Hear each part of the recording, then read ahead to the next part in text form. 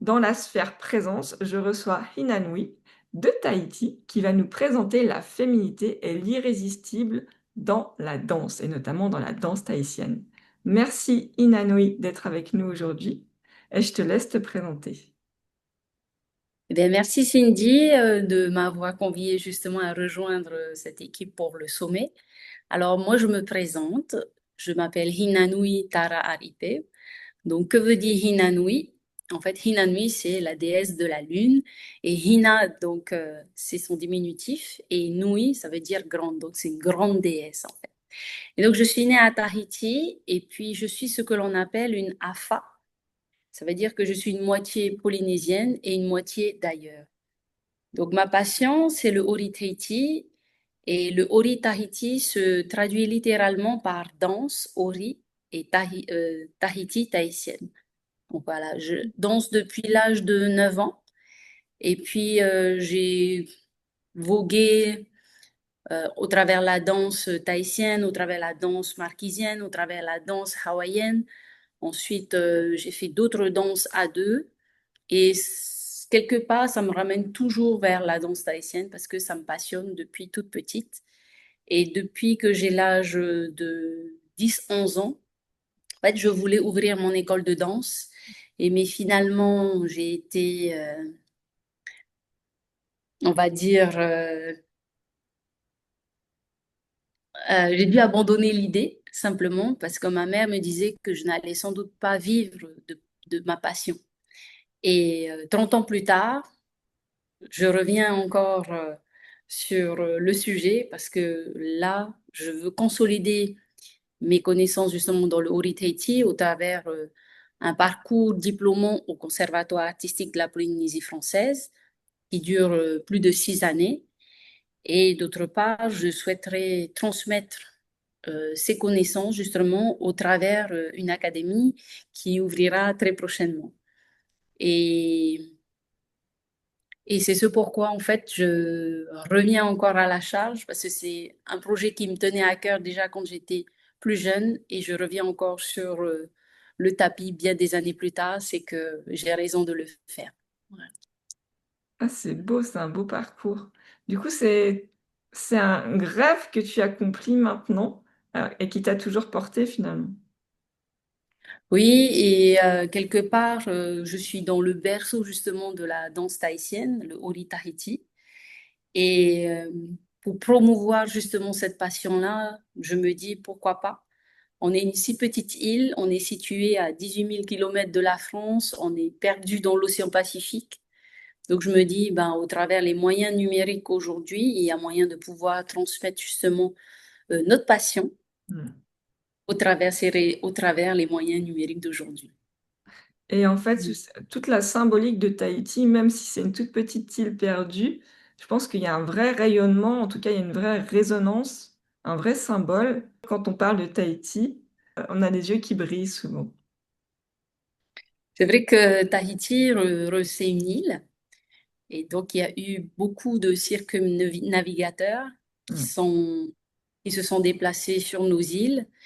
Et le premier à avoir véhiculé justement le mythe de la Varinée, c'est Louis-Antoine de Bougainville, donc en 1767 quand il a découvert Tahiti.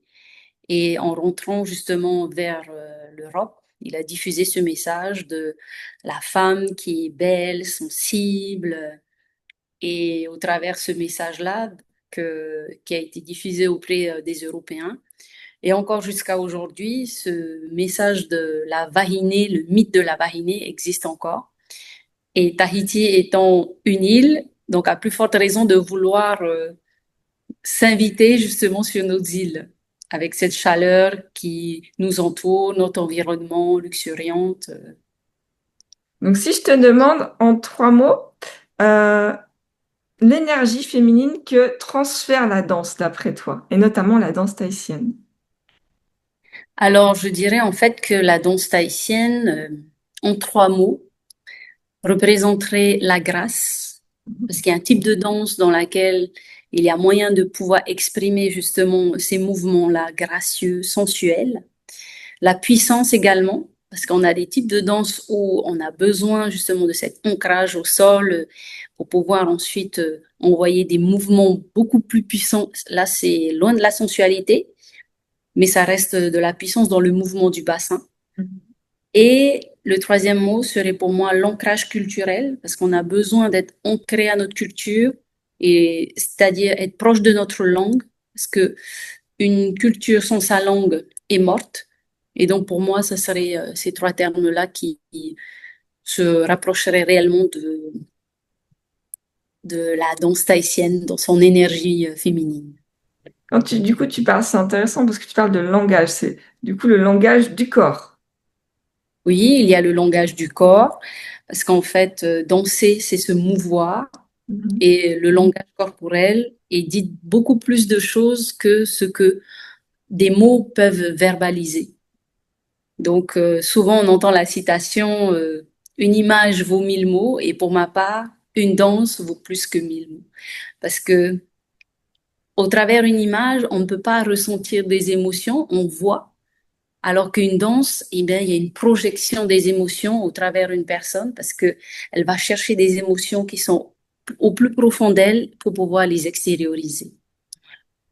L'énergie de la femme dans le mouvement. Et c'est ça justement que j'aimerais qu'on comprenne aujourd'hui avec toi.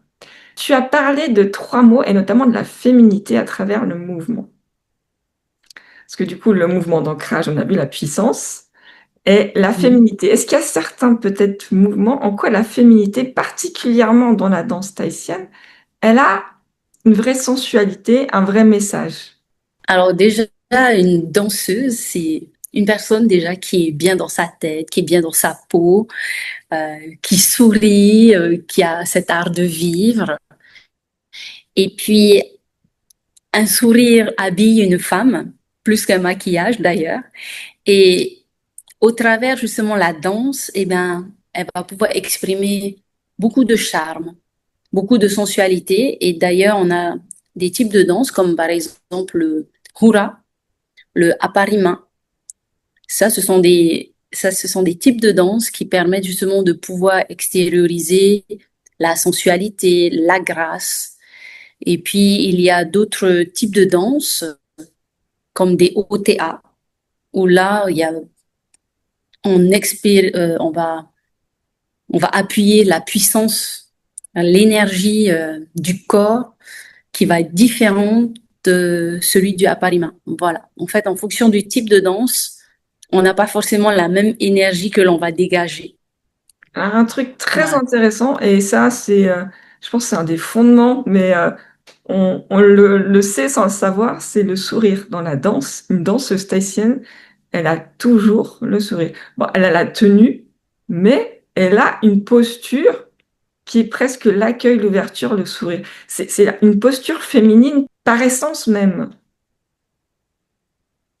Ben, le sourire, c'est accueillir Ouais.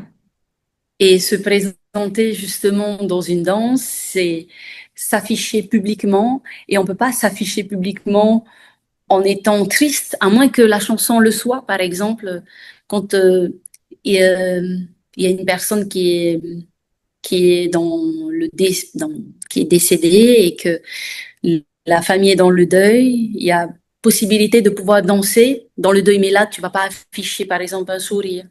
Là, le contexte est complètement différent et donc ça se ressent au travers la danse. Par contre, si c'est un événement heureux, un mariage, par exemple, là, à ce moment-là, le sourire Colgate jusque-là. Et là, ce sera une autre énergie. Là, tu débordes de joie, tu es content, tu es heureux pour l'événement qui est en train de se produire. Donc, oui, un visage affiche un sourire, mais pas que. Voilà. Mhm. Tout C'est dépend de intéressant. l'histoire que l'on... Oui, parce que justement, enfin, dans la culture européenne de façon générale, la danse, par rapport quand il y a un décès ou un événement triste, ça se fait très rarement. Et la danse est tellement incluse dans la culture tahitienne que même pour les événements difficiles, vous avez des danses. Oui, oui, parce qu'en fait, c'est une manière aussi de célébrer, par exemple, le départ d'une personne. Voilà, on ne voit pas que le moment qui est triste, mais on voit également le moment où il y a aussi un soulagement parce que On se dit, la personne qui est décédée, peut-être qu'elle traversait une phase difficile. Et le fait d'être partie, eh bien, en fait, c'est un départ, un soulagement heureux. Et en fait, elle rejoint, elle rejoint son envol. Voilà. Oui, c'est ça, il y a une célébration dans chaque étape de la vie. Et c'est ça qui est beau, c'est que c'est vraiment inclus, c'est incarné, c'est une culture pour qui un des langages, c'est la danse et c'est le mouvement. Et Oui, autant dans la posture de la danseuse ou du danseur, que dans la musique, que dans le langage, que dans l'énergie que va renvoyer le corps.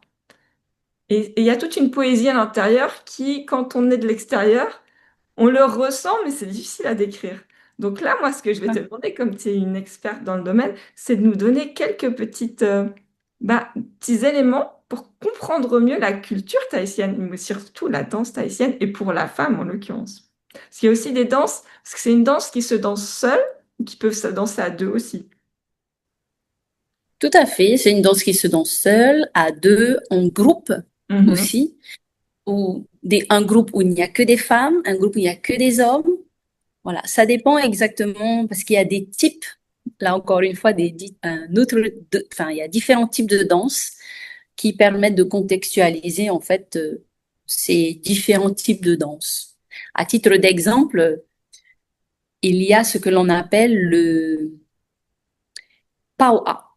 Donc le Pau'a, à l'époque, c'était pour célébrer en fait la consommation d'un mariage. Oh. Donc, comme il y a eu la consommation du mariage, forcément, il va y avoir un homme et une femme qui vont danser. Et leurs mouvements corporels doivent symboliser justement cette consommation. Donc, Wow. il va y avoir des mouvements suggestifs pour dire que le mariage a bien été consommé. Ah oui. Et ça se fait pas uniquement en solo, ça se célèbre en famille, en groupe. Alors, il y a au mois de juillet ce que l'on appelle le Heiva Tahiti. Donc, c'est le plus grand événement culturel à Tahiti. Et durant cet événement, qui est ouvert grâce à une marche sur le feu, et durant cet événement, il y a plusieurs concours de danse. Il y a les concours de danse des amateurs et des pros. Mais chaque catégorie devra présenter des types de danse dans le PAOA. Et le PAOA se danse donc sur la scène de Toata, ici à Tahiti, qui accueille justement cet événement. Et sur cette scène, il y a l'ensemble des danseurs-danseuses qui peuvent représenter une quantité de 160 danseurs. Donc, ils sont tous sur la scène, ils vont être assis, former un U, et il n'y aura que peut-être deux couples ou trois couples qui vont danser pour pouvoir justement interpréter cette consommation. Quand on est une femme et qu'on n'a pas cette culture du pouvoir de la femme à travers la danse, parce que toi tu es née dedans, tu en as même fait une passion, comment tu sens et comment l'énergie de découvrir cette culture et cette danse, ces mouvements, qu'est-ce que ça transforme, qu'est-ce que ça change, comment se sent une danseuse en fait? Quelle énergie elle ressent à l'intérieur et qu'est-ce qu'elle dégage à l'extérieur? Oui, oui. En fait, je dirais que ça dépend de l'origine de la femme. Parce qu'une personne qui est née, par exemple, dans nos îles, ça sera facile pour elle, par exemple, d'avoir la rythmique, de pouvoir danser sur le rythme, de pouvoir se dire, tiens, je vais pouvoir bouger mon bassin de telle manière, qu'elle prenne des cours pour pouvoir ensuite évoluer. En revanche, quand il s'agit d'une personne qui n'est pas dans une culture où il y a la musique qui est prépondérante, le rythme déjà doit s'acquérir, donc c'est pas tout de suite facile. Ensuite, une fois qu'elle acquiert le rythme, la musicalité, elle peut ensuite apprendre à mouvoir son corps et ensuite après à caler le corps sur la musique. Mais en fait, cette, euh, cette précision-là, elle vient au fur et à mesure du temps. Mais c'est pas parce qu'on est des îles que on l'a comme ça. Non. Ah, En fait, ça s'apprend. Ça s'apprend. Donc, qu'on soit des îles, qu'on ne soit pas des îles, on est tous capables de pouvoir danser le Ori Tahiti. Et ça, au travers la musicalité, la rythmique, poser ensuite des gestes, des mouvements de corps, des mouvements du bassin, des pieds, et tout ça sur une rythmique. Voilà. On ne peut pas faire l'un sans l'autre. Mais c'est forcément accessible à tout le monde. Mais alors justement, moi, si je te parle plus du côté intérieur, c'est-à-dire euh, l'état d'esprit, l'état émotionnel de la femme, est-ce que pour quand tu te mets à danser, le rythme, la musique, tout ça, ça résonne en toi. Il y a un truc qui se fait parce qu'il n'y a pas que quand on vous voit danser, on ressent quelque chose. Le public ressent quelque chose. Donc ça veut Oui. dire que vous avez quelque chose, une sorte de flamme intérieure que vous réussissez à ouvrir au public. C'est un peu Mhm. magique. Alors c'est pour ça que je te demande, je te dis c'est assez complexe. Est-ce que tu peux démystifier un petit peu? Alors, c'est vrai qu'une personne qui danse pas, par exemple, Mhm. et qui un jour se met à danser, elle-même, en fait, elle va se découvrir. Elle va se découvrir à sourire, à aimer cela. C'est un peu comme une activité, une autre activité. Mais celle-là, en fait, elle vient te chercher directement à l'intérieur parce qu'en fait, il y a ces battements, les battements qui viennent du corps, des battements qui viennent de tes pieds, les battements des pieds dans le sol. Et donc, en fait, cette énergie que l'on capte du sol qui remonte dans le corps, et en fait, ça vient chambouler quelque part une énergie qui est à l'intérieur de soi et qui est impossible pour une femme de la conserver, donc elle est obligée de l'extérioriser. Voilà. C'est beau. Donc, là, par exemple, tout récemment, des personnes qui connaissent pas du tout la danse, que ce soit homme ou femme, et qui, tu comprends pas, elle découvre la danse et tout de suite, elle a un sourire, elle est en joie, voilà, c'est, alors que d'habitude, tu vois, cette personne, elle n'est pas aussi joyeuse. Donc, en fait, quelque part, moi, je parle de l'énergie réellement du sol, parce que ça vient de là. Ensuite, de la rythmique, le contexte qu'il y a, cette musicalité qui nous emporte. Et c'est un ensemble, en fait, d'éléments énergétiques du sol, des vibrations qui viennent des percussions. Donc, pour moi, c'est tout cet ensemble-là. Ensuite, quand viennent les chants, donc là, au travers les chants, il y a ce que l'on comprend, ce que l'on veut faire passer comme message, que ce soit sur l'amour, que ce soit sur la joie, que ce soit sur la transmission. Et en fait, au travers de tous ces messages que l'on comprend, eh bien, en fait, on se laisse transporter au travers des émotions que l'on a. Parfois, on est beaucoup plus touché par un sujet que par un autre. Et en fonction de ça, des fois, on arrive même à en verser des larmes. Voilà. C'est bon. En fait, j'ai Mm. l'impression que la danse, et notamment cette danse-là, ça permet de révéler ce qu'il y a à l'intérieur, ce que souvent Mhm. on garde pour soi, on n'a forcément pas toujours conscience en plus. Ça permet d'ouvrir finalement le corps à toute cette énergie emmagasinée à l'intérieur, toutes ces émotions qui peuvent s'ouvrir. Alors, positives, négatives, si on en vient pleurer, c'est, je pense, on a besoin aussi de lâcher certaines choses. Et quand tu dis que ces personnes sont fermées au début et qu'après elles ont un grand sourire, c'est qu'il y a quelque chose qui s'est Mm. un peu ouvert à travers la danse. Oui, et ben en fait, le fait de voir cette transformation, et c'est pour, bah, à titre d'exemple, j'ai eu à donner justement des cours à des personnes qui venaient de pays étrangers, et celles-ci étaient, on va dire, étouffées par leur culture, Mhm. aussi bien dans le vestimentaire, dans leur manière de s'exprimer.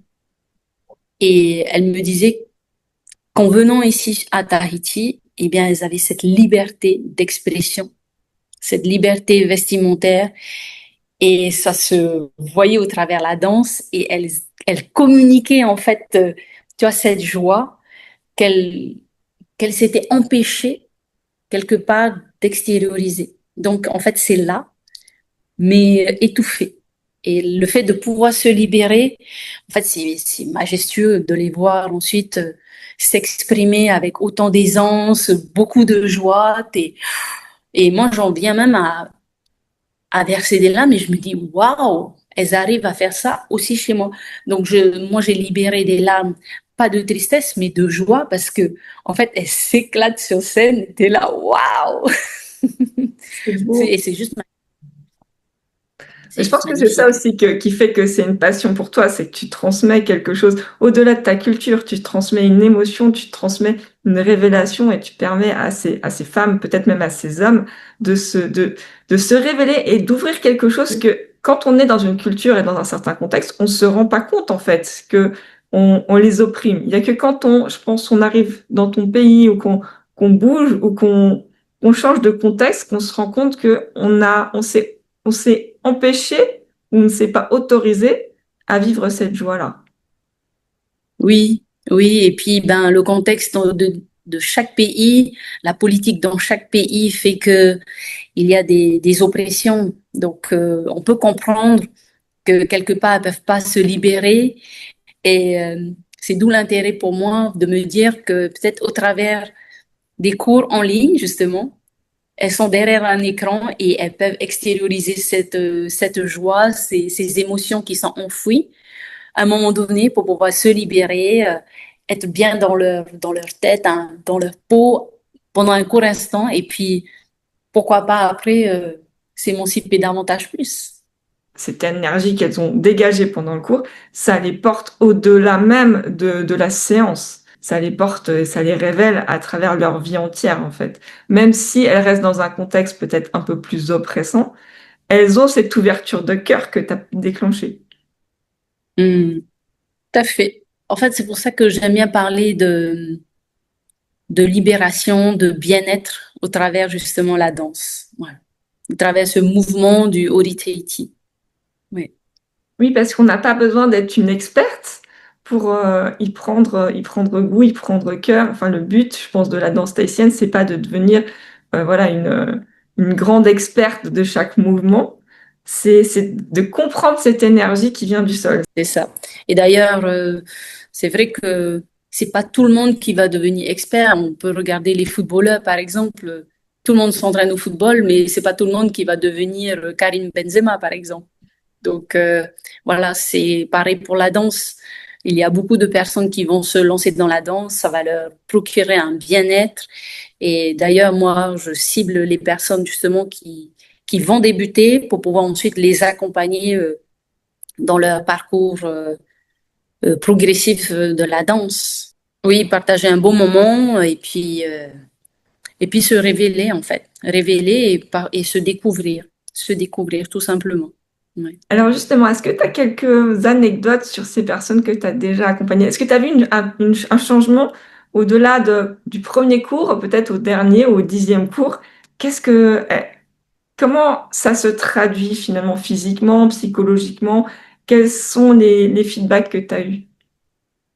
Eh bien, quand j'accompagne les débutantes, vraiment, elles sont, pour certaines, justement, crispées et elles ont peur de mal faire, peut-être par respect, justement, pour notre culture au travers la danse tahitienne.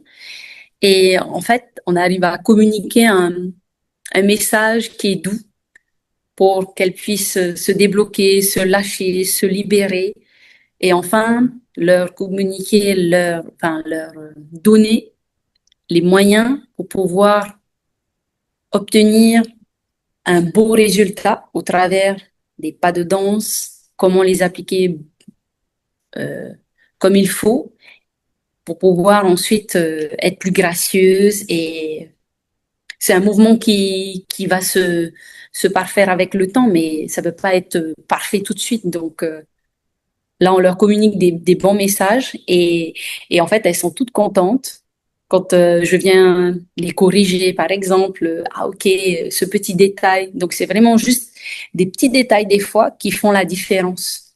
Parce que des fois, elles apprennent avec d'autres personnes et ça les fiche, ça les bloque. Et puis finalement, le fait d'apprendre autrement, parce qu'en fait, avec le Conservatoire artistique de la Polynésie française, donc c'est quand même le fief, c'est le lieu de conservation, c'est le lieu où on apprend justement toute cette culture de la danse. Eh bien, il y a ces petites techniques justement qui sont diffusées et là, elles révèlent davantage leur potentiel. Et ça a été le cas pour moi aussi. il y a des petits détails subtils qui changent, qui transforment complètement l'énergie d'un mouvement. Et je pense que ça, tu pourras même nous en faire une petite démonstration après. Enfin, c'est Oui. d'une subtilité, d'une grâce, et la grâce, alors justement, c'est ça qui est très intéressant. C'est que cette grâce que tu leur transmets par le mouvement et la danse, est-ce Mhm. qu'elle l'incarne également après la séance dans leur vie au quotidien? Est-ce que à travers la danse, tu apprends une certaine grâce et féminité qu'elles gardent en elles pour le reste de leur vie et de leur quotidien? Oui, elle garde justement cette grâce et ce maintien au quotidien parce qu'en fait, elles se sentent plus féminines encore. Hmm. Elles vont se révéler un peu plus et donc déjà le fait de pouvoir avoir un port, il y a une tenue dans la manière de marcher et au travers au travers la démarche d'une femme, on arrive à voir si elle est danseuse ou pas, rien qu'avec le port qu'elle a d'elle. Voilà. Alors, bah, Et j'aimerais que tu nous montres quel est le port de la danseuse tahitienne ou de la danseuse de façon générale. oui, eh ben en fait, c'est vrai que par exemple, toute danse pourrait se baser par exemple sur un maintien. On a Ouais. le maintien justement du corps. On n'est pas rigide, mais c'est juste que on se tient droite. Et après, ensuite, on amène nos épaules vers l'arrière, donc juste on les enroule. Et là, on sait que on est droite. On a la posture d'une personne qui est prête, prête à danser, prête pour un combat dans la danse. Voilà, une personne qui est prête. Toute la beauté de la femme de façon générale, c'est d'avoir cette posture ancrée, solide, et en même temps d'avoir cette fluidité. C'est-à-dire qu'il faut à la fois avoir un certain maintien, là tu parlais de posture, de solidité dans le corps, dans les membres, dans la colonne, et en même temps, tu as parlé de grâce, de féminité et de fluidité. Et comment tout ça, on arrive à le mélanger de façon esthétique? Alors, un corps, il a besoin pour danser d'être tonique. On peut pas danser si on est comme un chamallow. En fait, on n'arrive pas à pouvoir diffuser une énergie si le corps il est pas droit déjà. Donc on n'arrive pas à transmettre une énergie qui vient du sol, qui va dans le corps et ensuite qui finit au travers les mouvements des pieds, des mains, donc des doigts. Et donc si on n'a pas le bon port, eh bien non, on peut pas, on peut pas communiquer comme il se doit. Non, c'est pas possible. Donc on a réellement besoin, oui, de bien se tenir. Et pour pouvoir justement allier cette force avec cette grâce, eh ben, c'est, c'est tout l'intérêt du travail qu'il y a à faire dans un premier temps sur plusieurs points que sont l'équilibre, le centre de gravité, la force dans les muscles. Parce qu'on peut très bien être rigide, mais en même temps gracieuse, mais en fait, on l'exprime au travers le sourire également. Par exemple, on peut être droite, mais avoir une grâce, mais en fait, on est tout dans la force, tout dans la puissance, dans la résistance du mouvement, mais sans pour autant montrer que on souffre. Non, non, ça, on montre pas. Donc, on a besoin justement de montrer qu'on est forte dans le corps, et après, la grâce va s'exprimer justement au travers les mains, les pieds, les bras, le visage, le port de la tête. Voilà. Vraiment, dans la danse tahitienne, il y a toute le mouvement de bras et de mains et bah, je te vois depuis le début, tu fais des mouvements très gracieux. Moi, je suis incapable de faire la même chose. Mais Ah, mais si. c'est d'une beauté, d'une élégance. Et ça, bon, il y a d'autres danses qui incarnent cette élégance et cette féminité dans le mouvement des mains. Mais est-ce que tu peux nous montrer justement, deux, trois mouvements de mains? Alors, par exemple, si je voudrais vous adresser des salutations, ça Mhm. serait par exemple, bon, je vais me mettre de profil pour que ça se voit mieux. Par exemple, ça va être ça. Voilà. Mais vraiment, Ça un semble mouvement de main. simple, hein, mais en soi, c'est pas si évident. Oui, c'est vrai qu'après, il y a plusieurs manières d'enseigner parce qu'il y a des personnes qui vont dire, oui, en fait, c'est comme ça, donc il y a besoin de casser le Ouais. poignet. Or, c'est pas forcément que tu casses un poignet, c'est comme si tu allais juste toucher, par exemple, l'eau. Voilà, il y a juste ce mouvement-là qui va être subtil et voilà. Voilà. Mais ça, non, c'est pas Et joué. bah oui, mais c'est justement là où je dis que c'est très intéressant. C'est que souvent, quand on a envie de faire comme si, mais on exagère les mouvements, on les fait de façon un peu rapide, maladroite, alors que tout est dans, justement, des fois, la délicatesse du mouvement et la fluidité, mais aussi dans la vitesse. C'est une vitesse qui n'est pas forcément rapide. Ça va dépendre des moments. Il faut une énergie, mais en même temps, il faut aussi, ce que tu disais, canaliser l'énergie pour faire des mouvements qui sont peut-être en résistance. Il y a Donc, énormément de subtilité et de mécanismes derrière, en fait. oui, donc c'est pour ça que au départ, dans la danse, ce qu'il y a besoin de comprendre, c'est l'anatomie. Hmm. On a besoin de connaître ses muscles, les tendons. euh, donc, on a besoin de connaître le nombre d'os pour pouvoir connaître le nombre d'articulations. Parce que quand on va demander tel mouvement et que la personne se fait mal, on lui dit, bon, on sait pourquoi tu t'es fait mal. Donc, des fois, il y a des transferts de poids à faire. Là, c'est réellement l'anatomie du corps, c'est important à connaître. Parce qu'après, pour pouvoir évoluer justement dans la danse, on sait pourquoi il y a besoin de renforcer tel muscle pour pouvoir solliciter tel pas et tel mouvement dans la danse. Donc en fait, c'est tout un enchaînement. On ne peut pas danser juste pour danser. Non, on a besoin de connaître son corps, de connaître ses capacités, son potentiel pour pouvoir connaître le niveau que l'on peut afficher. Et là où c'est génial, c'est que c'est une danse qui est vraiment incarnée. C'est-à-dire que on sent déjà la puissance de la tradition, la puissance du coup de l'histoire derrière, cette authenticité qui est l'incarnation du corps et l'expression de soi. C'est pas une danse de démonstration, de show, même s'il y a énormément de représentations, de spectacles. Le but, c'est d'abord transmettre un message, être bien en soi, se révéler soi-même et transférer cette énergie aux autres groupes. Donc c'est vraiment Oui, une danse qui a un sens sacré, vraiment, et on le ressent. Et c'est pour ça qu'au-delà même, je pense, de l'histoire, la danse, et la danse tahitienne, et Tahiti en l'occurrence, c'est toute une symbolique derrière. La danse tahitienne, oui, elle permet de transmettre les émotions avant même les mots. C'est-à-dire que oui. souvent, les mots, ils arrivent à la fin. Mais le corps parle souvent avant les mots. C'est ça qui est beau dans la danse. Est-ce que quand tu danses, tu cherches le mouvement que tu vas faire ou ça se fait presque de façon instinctive? En fait, ça dépend du contexte. Si par exemple c'est une improvisation, donc là c'est bien de connaître par exemple le chant, les paroles, le sens du texte pour pouvoir ensuite danser dessus. Et ça permet d'orienter les mouvements.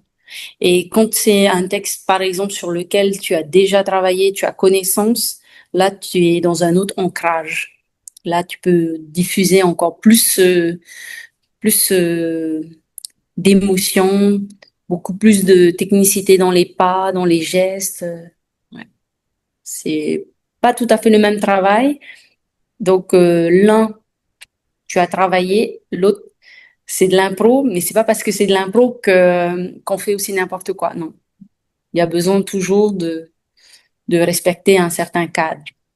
Tu as une musique qui te donne une émotion. Est-ce que tu peux la traduire directement à travers un mouvement?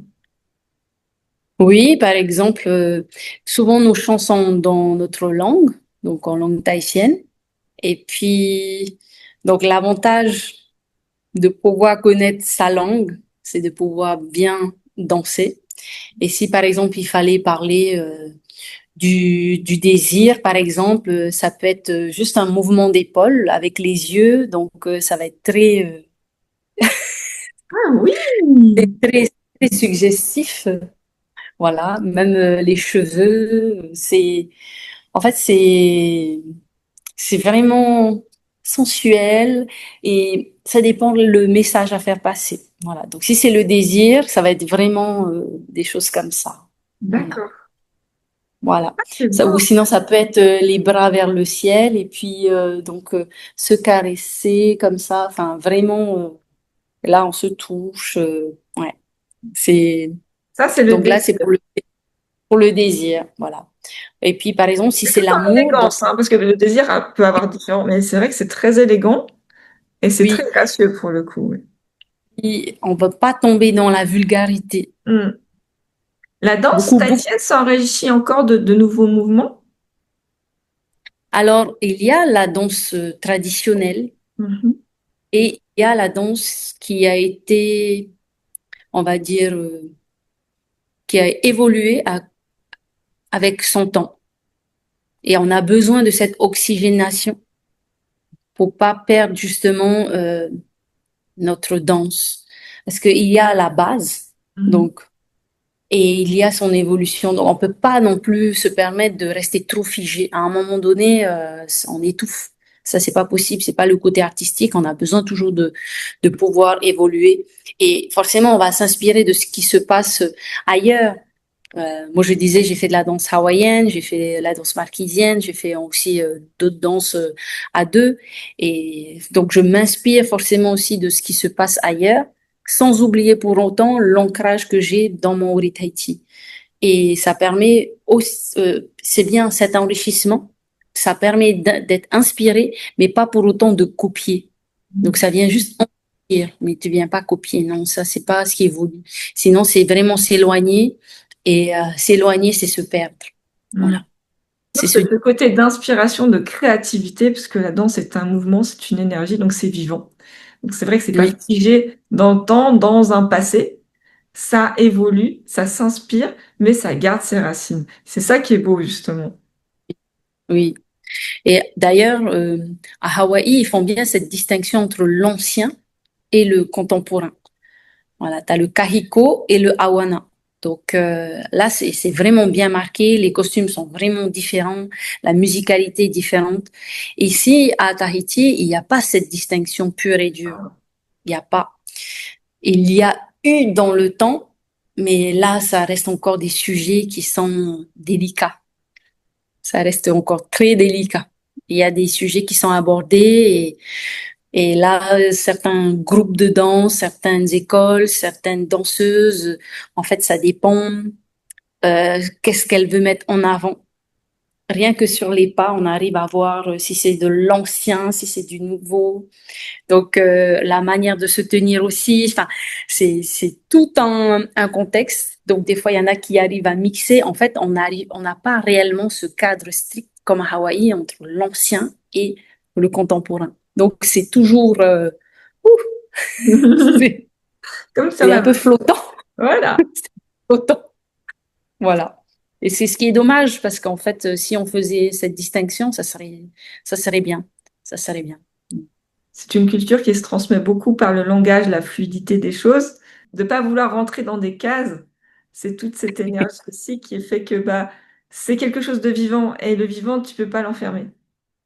Donc, Non. d'un côté, c'est bien et d'un côté, voilà, il y a cette créativité qui est possible et puis Oui. chacun y met les limites qu'il souhaite en fait. C'est vrai que c'est... Oui.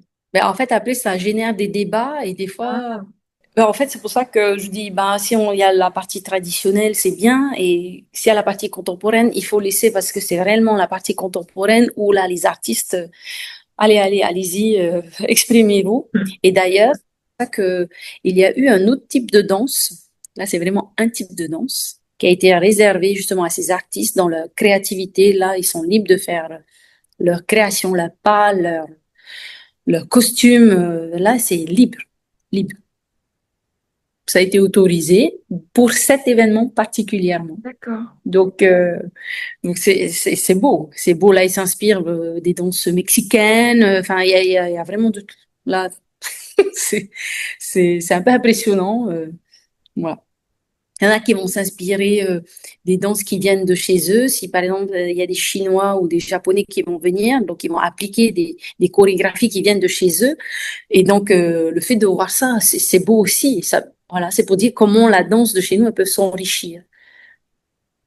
Voilà, c'est pour ça que des C'est fois, on une se fois dit, par an bon, à Tahiti, alors c'est un spectacle qui se... oui, D'accord. c'est ça. Donc, c'est pour ça qu'il y a besoin de mettre, par exemple, des limites pour un et l'autre, il n'y a pas de limite. Voilà. Comme ça, au moins, tout le monde y trouve son compte. Et pas de faux débats à avoir. Donc, comment tu transmets la joie?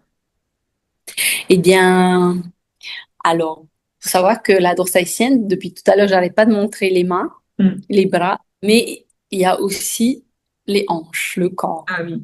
Donc là, la joie, les gestes vont être, c'est, tu vas occuper l'espace, donc tu vas l'exprimer avec le grand sourire, la joie, ça peut être ça, parce qu'en fait, tu as des émotions qui viennent, voilà, tu vois, qui sont là, tu es contente, donc tu vas agrandir tes mouvements. Ouais, ça peut être exprimé comme cela. Ouais. Ah, c'est vrai, oui. C'est vrai que c'est des mouvements maintenant que je les revois et ça me parle. Donc ça, c'est pas mal pour la joie. Et alors, la puissance féminine, du coup, enfin, parce que je pense qu'il y a des pas aussi pour les hommes, mais il y a sûrement une énergie qui se transmet aussi, mais un peu différente. Et donc, la Oui. puissance féminine réellement dans la danse tahitienne, ce serait quel type de mouvement? Et là, on serait plus dans les mouvements qui sont dans les hanches Dans les et hanches. dans les jambes. Parce que là, la puissance, réellement, c'est OK, on va pouvoir exprimer au travers des gestes, tu vois, un peu plus rigides comme ça, là.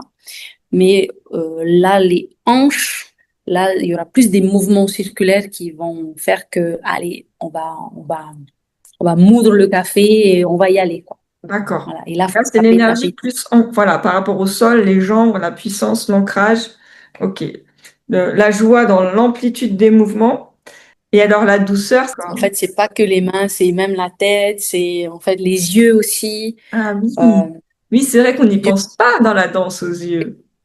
oui, oui, les yeux t- transmettent beaucoup d'émotions. Hmm. Voilà. Ah, c'est Donc, beau. pareil, le corps, en fait, il y a- en fonction de l'énergie, en fonction de l'émotion, c'est vrai que il y aura des, des mouvements de base, il y aura une tension qui aura dans le corps qui sera pas forcément la même, parce que là, entre la douceur et la puissance, la rigidité du corps sera pas la même. Mhm. Voilà, quand on veut être dans la douceur, on sera plus douce, Mhm. même dans le corps.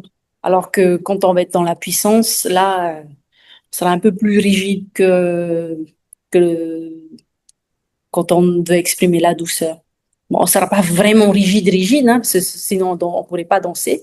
Mais c'est pour montrer la force, cette puissance. Oui, oui. De toute façon, Mm. c'est toujours un équilibre, une balance à trouver entre le côté puissant et le côté dynamique de la danse le côté très fluide.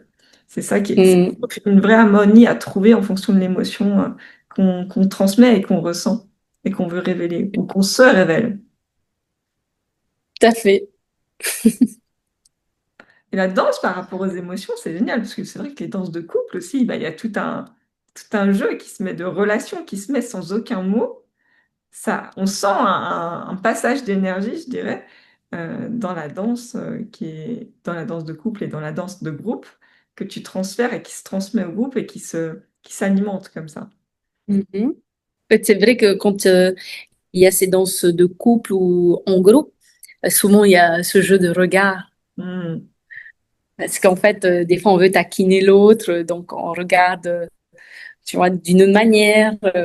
Et donc là, et comme en fait, le Polynésien s'exprime beaucoup aussi avec son visage quand il veut parler, communiquer.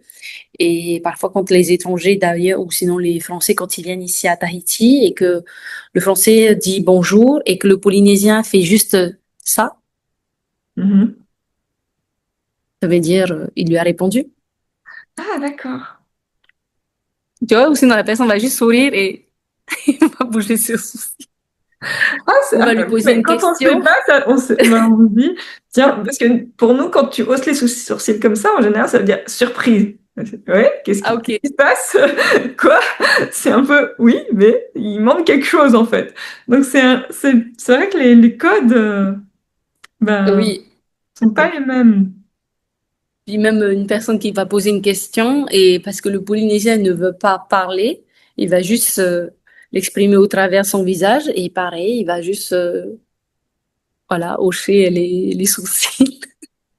parle du coup notamment de tout ce qui est subtil et invisible, de toute l'énergie de la femme qui est très subtile et souvent Mm, invisible.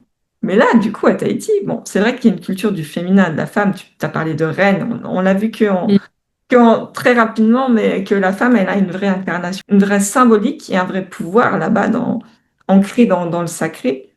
Et cette notion de subtilité, de ressenti avant même d'exprimer, de poser des mots, de cadrer, de mettre dans des vocabulaires, il y a toute une culture aussi derrière de la subtilité à travers les messages, qui sont pas forcément des messages formulés verbalement, mais plus ressentis et juste avec des micro-expressions.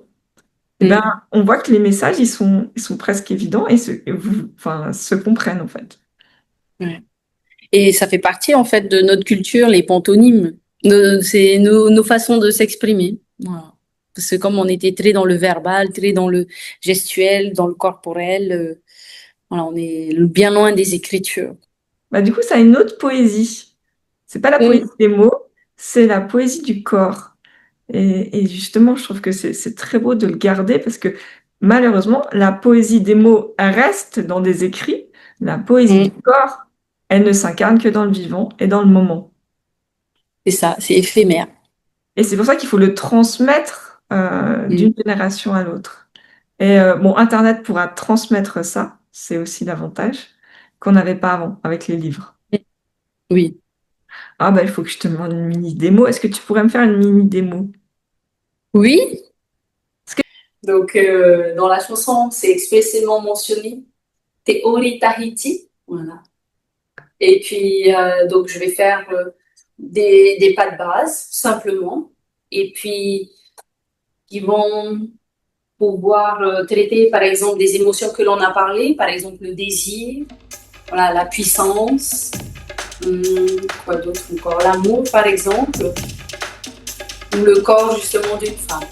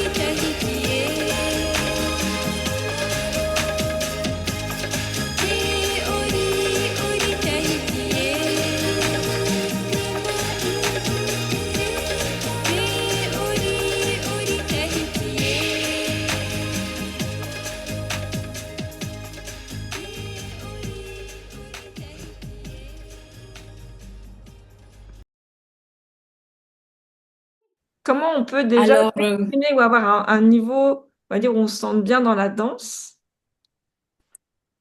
eh bien, en fait, ça dépend de plusieurs facteurs. Donc, comme on l'a évoqué tout à l'heure, c'est déjà la musicalité, la rythmique. Donc, ça, je pense, c'est le plus dur à avoir. Et il y en a qui arrivent à avoir ça en 6 mois, Mhm, juste pour avoir la musicalité et après danser justement sur la musicalité. Comme ça, quand il y a des temps forts, les mhm, personnes sauront danser. Quand il y a des temps faibles, elles sauront aussi s'adapter. Et puis après, quand, par exemple, dans la musique là que j'ai interprétée, il y a des moments où ça va vite, donc on peut vite enchaîner. Il y a des moments où ça va lentement, tu peux danser lentement. Et puis, en fait, pour avoir une idée, comme ça, assez, moi je dirais au moins, avec cette aisance comme ça, autant, peut-être au moins, si on part réellement de rien, rien, rien, vraiment rien, c'est au moins 4 ans. ah oui, oui.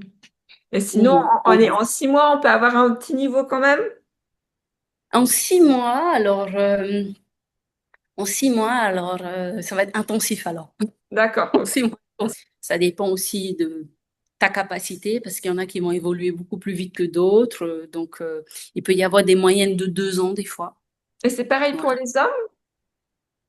Alors, pour les hommes, je pense que ça va être la même chose. Mhm. Ça va être la même chose, ouais. Et eux, par contre,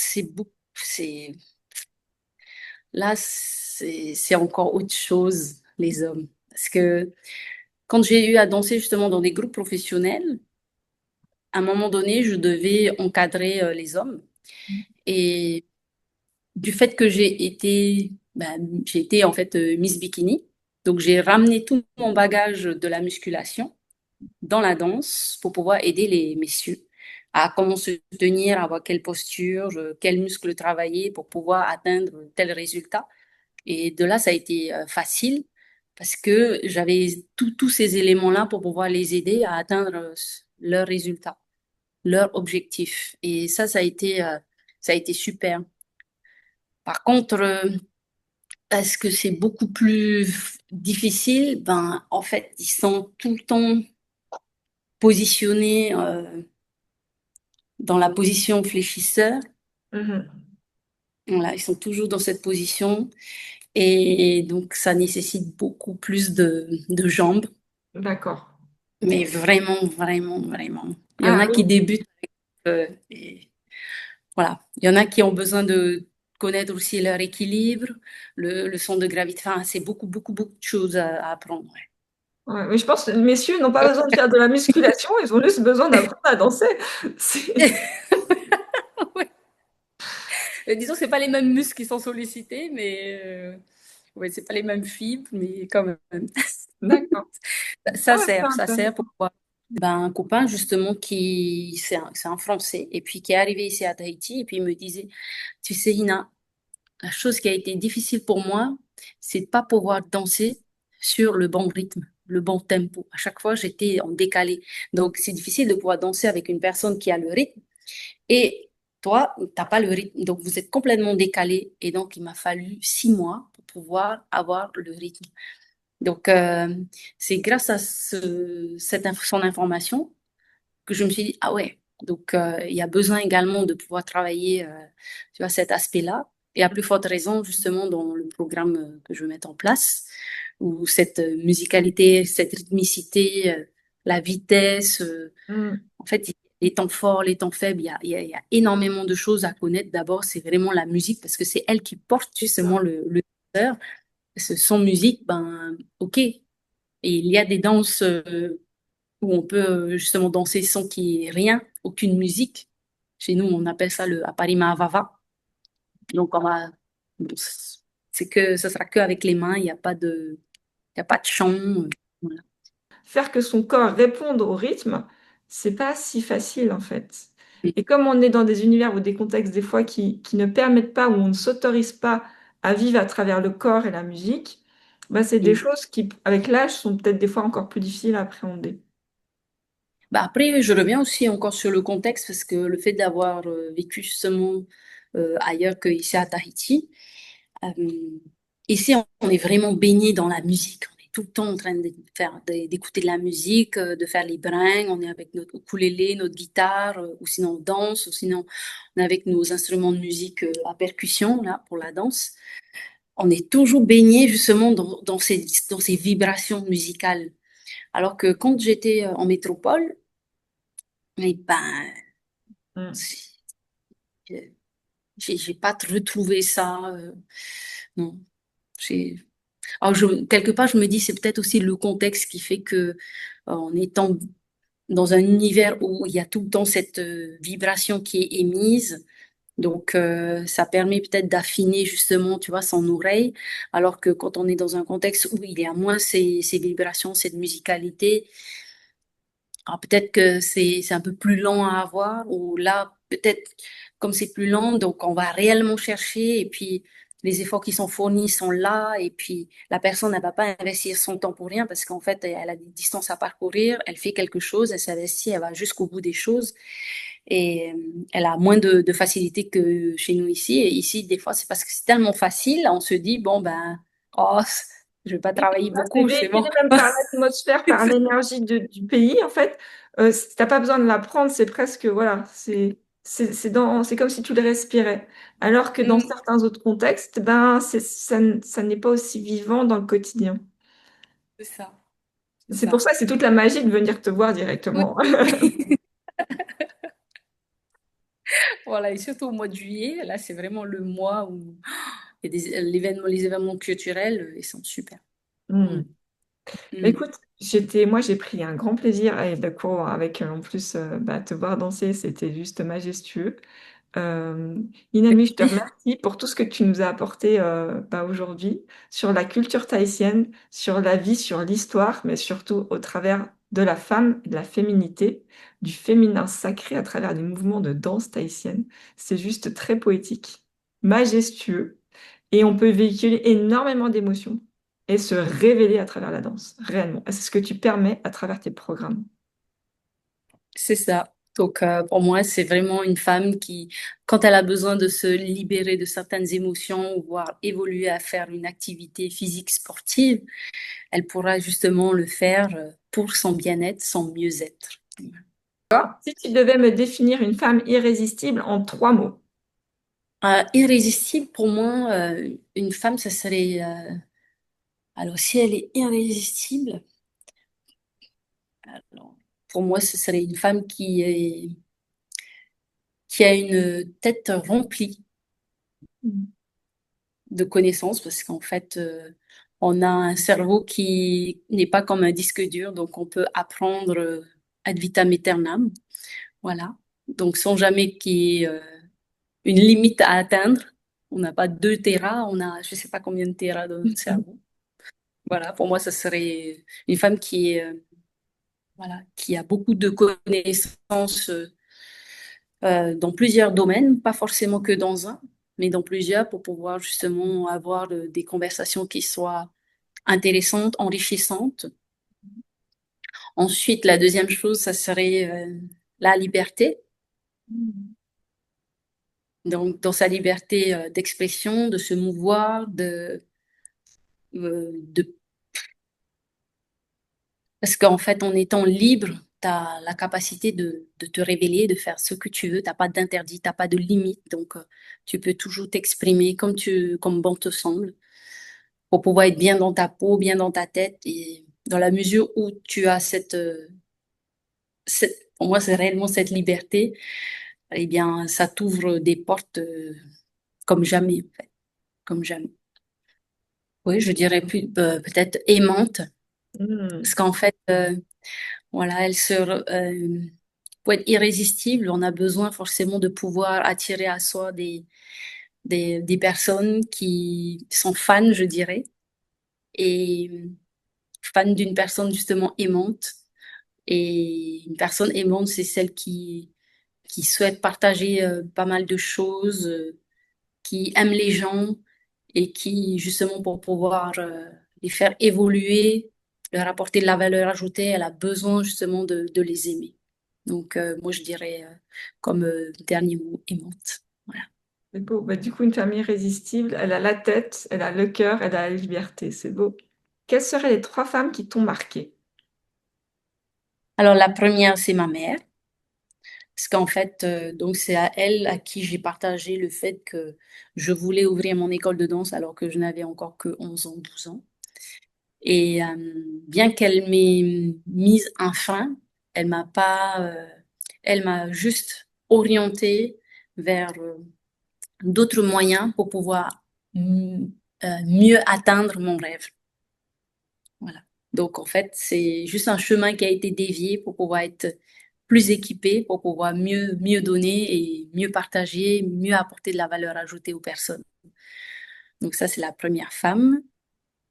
La deuxième, ça serait ma marraine, donc qui, elle, avec qui j'ai grandi également, et elle m'a bercé en fait dans la langue tahitienne. Donc quand je lui parlais, donc elle me répondait tout le temps en tahitien, et ça a été agréable. Donc là, c'est complètement un contexte différent entre ma mère et ma marraine. Donc j'avais ces deux femmes avec lesquelles justement j'ai grandi. Donc il y a une qui m'est levée justement pour pouvoir faire en sorte que je puisse avoir encore d'autres capacités à travailler et une autre qui m'a amené beaucoup d'amour et qui me berçait déjà dans cette culture au travers de la langue tahitienne. Voilà. Et la troisième, Mais moi, tu m'as emporté, quoi. Enfin, moi, je trouvais ça génial. Je suis, ah non, mais attends, on part sur l'histoire de Tahiti, c'est génial et tout. Donc, mais voilà. Mais c'est ça qui est beau. Enfin, garde cette énergie et cette spontanéité. Moi, je trouve que c'est beau aussi. Alors après, oui, quand tu fais une formation, c'est mieux d'être cadré, mais bon, là, pour oui, l'interview, c'était juste top, hein. Donc, merci de oui, tout. en fait, le truc, c'est oh, c'est pour Et ça que c'est je là qu'on voit parlais. que tes connaissances dépassent le cadre de la danse, en fait. C'est Oui, clair. oui, oui. Bah, d'ailleurs, c'est pour ça que même j'ai des copines, copains danseurs qui m'appellent pas par mon prénom, qui m'appellent Encyclopédia.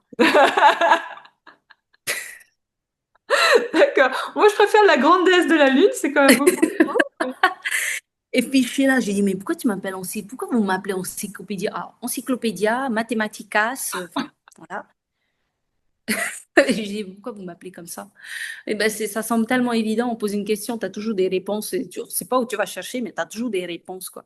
J'ai dit encore, ça c'est rien. Alors, imaginez les personnes que j'admire. Là, le level, il est encore. J'ai dit, moi, mon chemin, il est encore loin. Donc, voilà. Non, mais tu as déjà un très beau message que tu transmets en plus en toute grâce et beauté pour le coup. C'est juste, voilà, j'ai parlé de majestueux, je savais pas quel mot mettre derrière, mais plus qu'on. Mais c'est vrai que là, au début de l'interview, tu vois, j'étais un peu stressée, tu vois, alors que là, maintenant, je suis un peu plus libérée, je pense. Mais oui, mais Ouais. je pense que le fait de danser, ça libère aussi ton énergie et tout. Et moi, je me suis aperçue parce qu'il y a une intervenante, c'est pareil, on a peu de temps, donc on a essayé d'embrayer directement sur la vidéo. Et du coup, bah forcément, tu la sens pas à l'aise au début et elle trouve pas Mm, ses mots et c'est plus compliqué. Alors qu'après, au fur et à mesure, ça devient plus fluide. Mais mm. parce que voilà, quand tu transmets ton message, tu trouves les mots tout seul, t'as pas besoin de les chercher. Et c'est ça que je trouve Oui, génial quand tu en c'est ça. interview. C'est que la personne, elle a juste envie de transmettre ce qu'elle a dans le cœur et c'est Mm, trop. mm. Oui, oui, oui, c'est ça. Bah, merci beaucoup. Je t'embrasse. Merci.